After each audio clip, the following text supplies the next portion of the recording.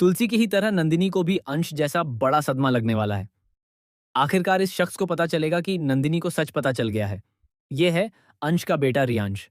जी हाँ दोस्तों, क्योंकि सास भी कभी बहू थी जैसी कहानी में एक बहुत ही बड़ा और धमाकेदार ट्विस्ट आने वाला है। तुलसी को अब यह जानकर बड़ा झटका लगा है कि जिस अंश को उसने मरा हुआ समझा था, उसका एक बेटा रियो है। यानी करण जिसे संभाल रहा है, वह असल में अंश का ही बेटा है। दरअसल अंश का एक और बेटा एकलव्य भी था, और अब उसके दूसरे बेटे के बारे में तुलसी को पता चला है। लेकिन यह बड़ा बेटा रियो है। यह बच्चा नियति से हुआ था। नियति और अंश ने कभी शादी नहीं की थी, वह सिर्फ गर्लफ्रेंड थे। लेकिन यह कि एक नाजायज रिश्ता था। इसी वजह से कर्ण अब नियति के बेटे रियो को संभाल रहा है।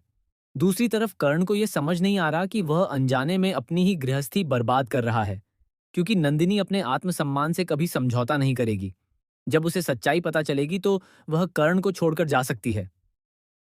इससे पहले कि कोई बड़ा अनर्थ हो, तुलसी चाहती है कि सच सबके सामने आ जाए कि उसने ही रियो के पिता अंश को मारा था।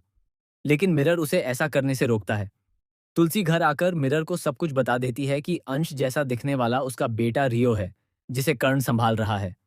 साथ ही तुलसी यह भी बताती है कि नंदिनी करण को तलाक देने के बारे में सोच रही है, क्योंकि अफेयर की सच्चाई जानकर उसका दिल टूट चुका है। तुलसी कर्ण से कहती है कि उसे अब सच बता देना चाहिए। आने वाले ट्विस्ट में रियो यह फैसला करता है कि वह यहीं रहेगा और अपने डैड करण के साथ बिजनेस संभालेगा। लेकिन नंदिनी अब ज्यादा देर तक इस सच से दूर नहीं रह पाएगी। एक बार फिर वह उसी जगह पहुंचने वाली है जहां उसे रियो यानी अंश के बेटे का सामना करना पड़ेगा।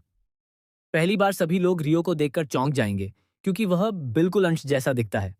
सबको लगेगा जैसे अंश वापस आ गया है, और नंदिनी के होश उड़ जाएंगे, क्योंकि अंश ने उसकी जिंदगी पूरी तरह बर्बाद कर दी थी। अब नंदिनी को लगेगा कि यह सब किसी साजिश का हिस्सा है, ताकि उसकी जिंदगी फिर से खराब की जा सके।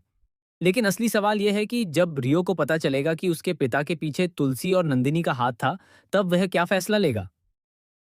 अब देखना यह होगा कि इस जबरदस्त ट्विस्ट के बाद कहानी किस मोड़ पर जाती है।